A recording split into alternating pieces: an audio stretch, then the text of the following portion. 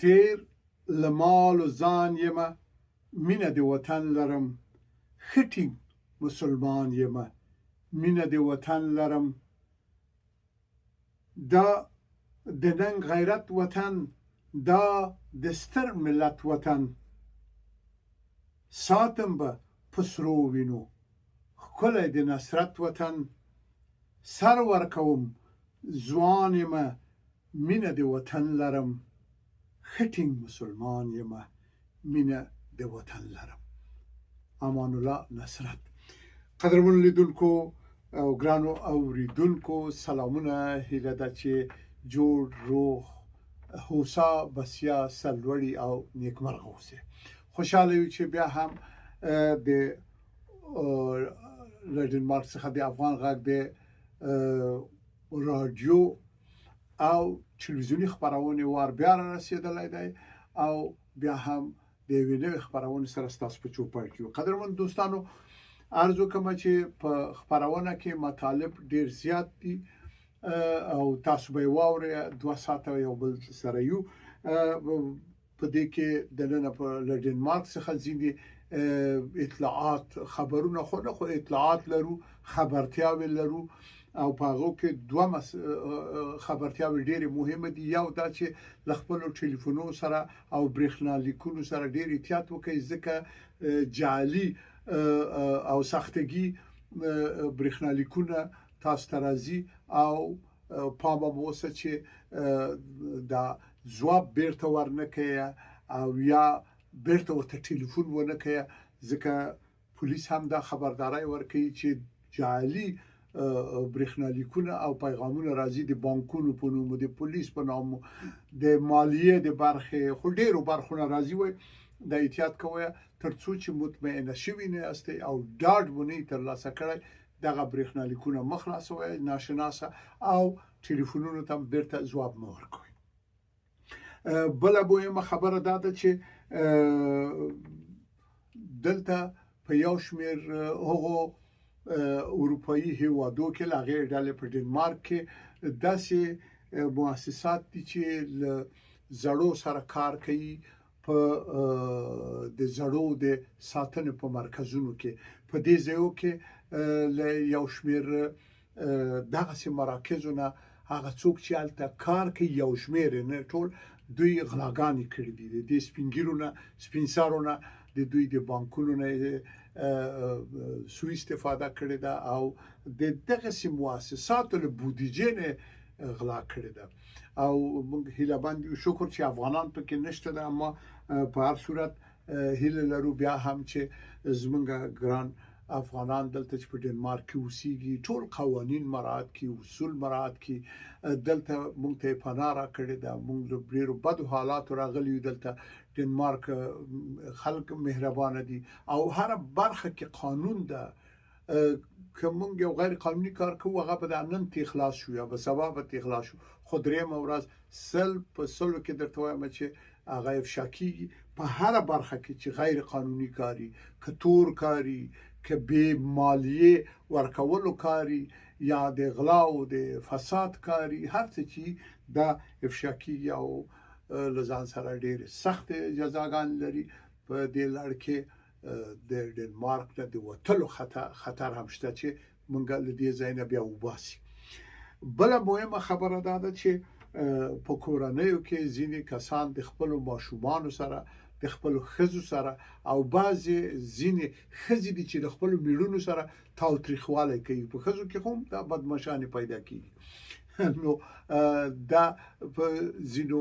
اروپایي هیوادو کې د هغې ډلې په ډنمارک کې د دې یو تشویش او ناارامي رامنځته شوې ده چې په ډېرو کورنیو کې دغه زور زیاتی شوی ده او دې کې د په ډنمارک کې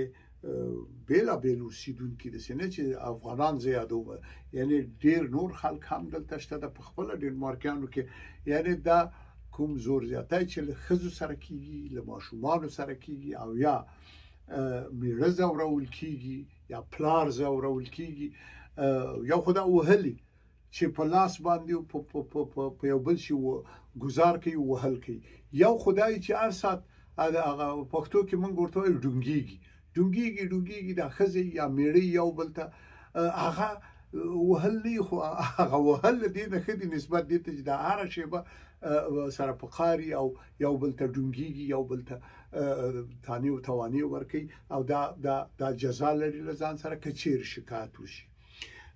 بل هله لرو چې همداسې چې د افغانانو بچیان دلته نن سبا په ډیر لوړو زده کړو باندې اخته دي او د لوړو زده کړو نه ډیر ښه ډیپلومونه اخیستي دي د پی ایچ ډي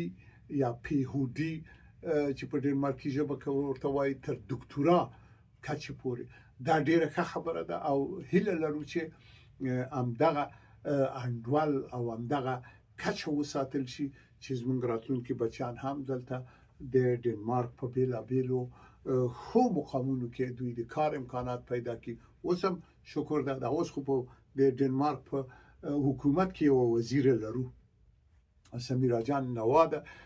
چې ډیره لایقه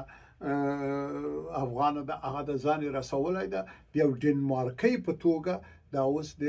ډنمارک په حکومت کې کار کوي برای غواړو او د ټولو افغانانو برای غواړو نیکمرغه او خوشاله اوسئ ښه دوستانو زمونږ په نننۍ خبرونه کې یو مطلب چې مونږ غوښتل هغه ته اشاره وکړو او دلته تاسو ته وایو هغه دا چې مونږ کابل ته چې تللی وو افغانستان ته لکه یو ډنمارکي چې یو بل هیواد ته ځي داسې چې لاړو خو دا هم پلانانه هیواد ته ومولید خوشاله شو ډیر زیات هر څلته په زپور ول ما سره مې یو زوی هغه ویل وای د افغانستان ته چې راځم د کبابونو خوړل وای خوند کی هغه ته خو به دا کباب خوند ور کړی خو موږ ته خپل وطن لیدل او د خپل خلکو د مين او پیرزوینه ډیر خوند وکړ اما یو خبره چې زه خاروالۍ ته د افغانستان د ازما خبري هغه ته متوجي دي د کورنۍ چارو وزارت ته متوجي دي همداسې ټول خلکو ته زمون هغه دا چې الته ډیره ایرانی ژبه او ډیره اردو ژبه پاکستانی دا الته مروج شوی ده په خار کې بازار کې په رستورانونو کې په تیر بیا په هوټلونو کې په ډیرو ځایونو کې هغه سوچه پښتو نه ده چې مونږ یې وایو هغه سوچه دری ژبه نه ده چې مونږ یې وایو زموږ خپل ژبه دي یعنی الته یو لامل پیدای چې 15 میلیونه مهاجر راغلي دي له ایران او پاکستان نه دنه افغانستان ته نو دوی الته زیاتره پیدا شوی دي او رالو شوی دي طبيعي ده چې هغه ژبه چې په پاکستان کې ده په پیښور کې دا یا په کوټه کې یا په ټول پاکستان کې او یا هم د په تهران او اصفهان یا په ټول ایران کې اماغه لهجه او ترمینولوژي او د ژبه لهجه راوړي دي لزان سره او دا دوه زیانونه لري یو دا چې مونږ خپل دا دوه ژبه چې ملي ژبه دي پښتو او دری ژبه دا ورو داسې بدلیږي چې مونږ لکه یو ولایت د ایران یا د پاکستان داسې بیا تیار ورته جوړیو بیا به دا ډول دي چې دا یو کلتوري ارغل او د دې مخه باید ونیول شي او دویم توان دا ده چې موږ په دې توګه نوې نسل چې زمونږ راپورته کیږي او که دا رقم اصطلاحات یو دا رقم ژبه او غوي خو زمونږ په تیر تاریخ او د تیر تاریخ په ارزښتونو باندې بیا په دقیقه توګه نه پوهیږي لدې عمله د کلتوري یرغل کې مونږ ته دا دوه توان را رسیږي چې یو مو ژبه پښتو دری ژبه دا غډیږي او د دینه به یو نوې ژبه بل جوړ شي چې بیا به هیڅوک پې نه پیږي کنه او هغه دومره اساسي خبره ده چې د کې زمونږ ملي ارزښتونه زمونږ تاریخ او د تاریخ ځینې مهم ټکي هغه لبنځي کپامه می دا یرغل دا کلتوري یرغل دا په 500 کالو وروسته کې بیا ځان خي لدې عمله زه د ټولو مقاماتو پاملرنه دې تر راګرځو ما دنه په خاروالۍ کې چې د دې امر ته متوجي شي رستورانونو او هوټلونو کې بازار کې دا کراچیګانو او په لاس کې چې څوک چې شي خرڅي دا ان دا د دې کسانو دا ژبه کنټرول کی حتی په خوړو کې داسې خواړه را پیدا شوي چې موږ هیڅ نه پیژنو. دا خواړه هغه خواړه چې پاکستان یا ایران راغلي دي او موږ په یو نوم یا موږ نه یا هغه ایرانیانو پاکستانیانو په دا نوم درلود دی خوړو ته. خو دا خیر دلته دی په دینم، اما زموږ خپل مثلا پلاو ته چلاو ته قابلی ته یا بل دې ته هم څه تغییر ورکړی د ډیرو کسان هم دغه کسانو چې البته د زیاتره زما خبره مهاجرینو ته متوجه ده چې دوی راغلي دي له دې دوه هیوادو. کېدای شي په دوی کې ځینې پاکستانیان هم راغلي، ځینې ایرانیان هم راغلي. یعنی د افغانستان د مقاماتو پام دې ته راړو، په خپل د افغانستان د خلکو د رسنیو، رادیو، تلویزیون، ورځپاڼو، مجلو د مسؤلینو پام ورسره اړو او هیله لرو چې له دغسې یو کلتوري یرغل نه افغانان وژغورل شي. قدرمن دوستانو، زموږ خپرونه 2 ساعته ده او لومړی ساعت رادیویي مجله ده چې هغې کې بېلابېل مطالب دي، قوانین دي، د مهاجرتي قوانین، اصولنامې دي، اطلاعات او خبرونه دي په دې اړه، د افغانستان حالات، د نړۍ حالات کې چیرې شي او نور ټول زیاتره بیا فرهنګي مطالب دي چې البته تخلیقي ادبیات زموږ د هیواد د ادبیاتو بېلابېل اړخونه البته لکه شعر، داستان، طنز، تمثیلي ټوټې، دغسې لنډې کیسې، د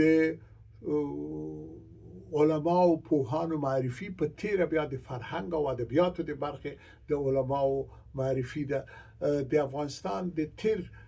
رادیو تلویزیون او افغان فلم د کارکونکو چې په دا 110 کالو کې دوی تر نن رسیدلي دي، د دوی معرفي ده او د دوی د ارزښتونو او کار په باب خبرې دي. هیله چې تاسو ته په زړه پورې او موږ سره په دې برخو کې تاسو هم مرسته وکړئ. موږ به نیمګړي یو، تاسو کامل کړئ، بشپړ کړئ او ډیر به خوشاله شو چې موږ سره په دغه باب خپل راهنمایي لمونږ نه ونسپموي او خپل لارښوونه تاسو ګډون د یوې خبرونه کراوي ک تلویزیونی کې او مجلې کې او اخباري د دې رسنیو په تکمیل او بشپړتیا او خوالي وسمون کې بل شکه تاسو برخه په تیر بیا د قلموالو برخه د نظر د خاوندانو برخه اخیستل دا ډیر ضرور دی او هغه زیات ارزښت لري. تاسو د خبرونو اوریدو ترابولو هیله ده چې خبرونه مو خوښ شي.